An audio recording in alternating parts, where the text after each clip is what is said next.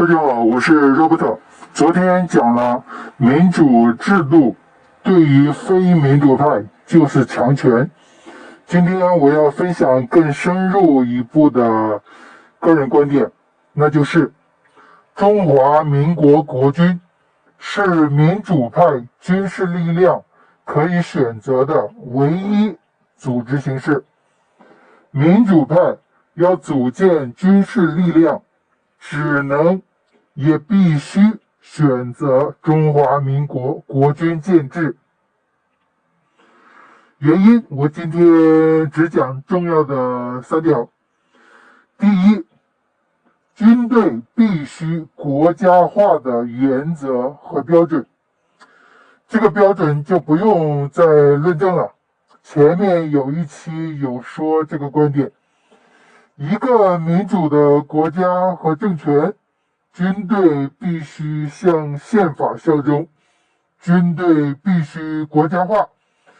任何组织、团体和政党都不得拥有军事建制。有人会反驳说，那么安保公司呢？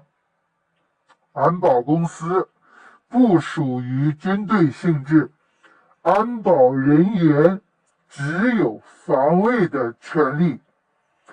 这也是每个国民、每个公民的权利。安保不是攻击性任务。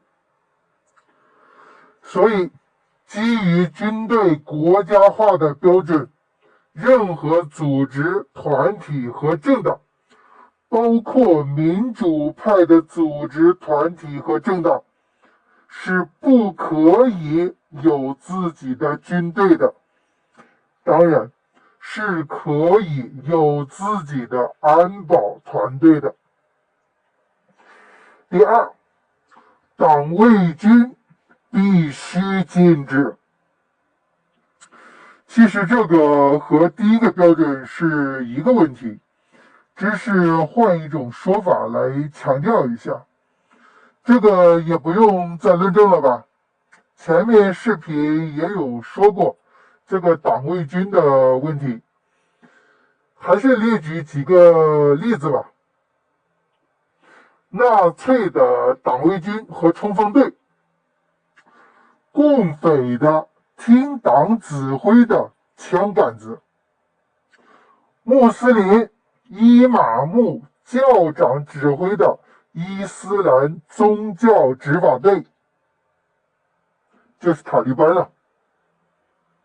缅甸的军阀集团。所以一句话，任何组织、团体、政党，假设你们要搞自己的军事组织，也就是党卫军了，那么你们就是一群新共匪。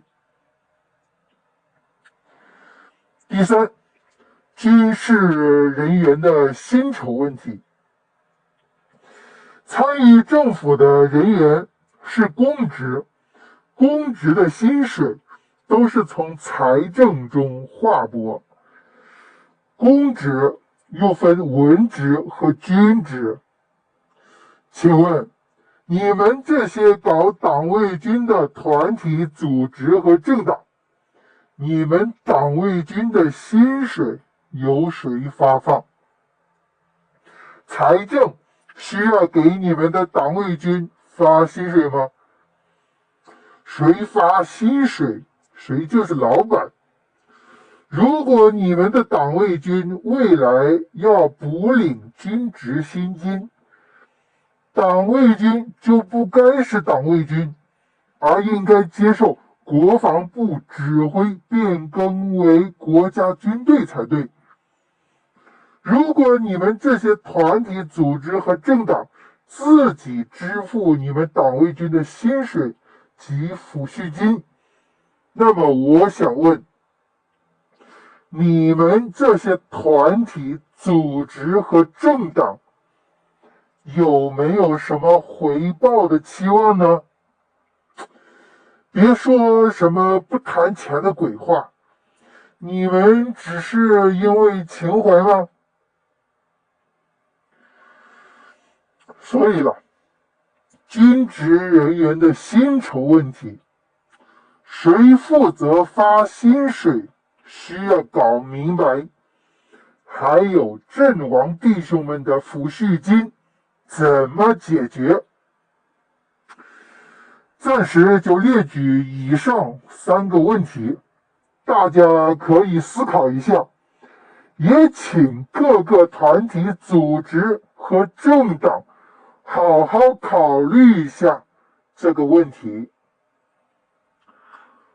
而我个人的观点和看法或建议是，走中华民国国军建制，不同的团体、组织、政党可以自己挑一个部队的番号，军职人员的薪水，各个团队可以自己先代付。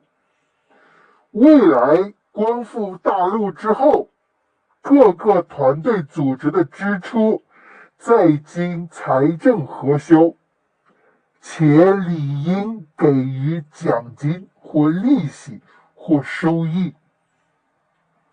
军职弟兄们万一有阵亡，各个团体组织可以先行垫付，后面都可以走财政流程进行核销结算。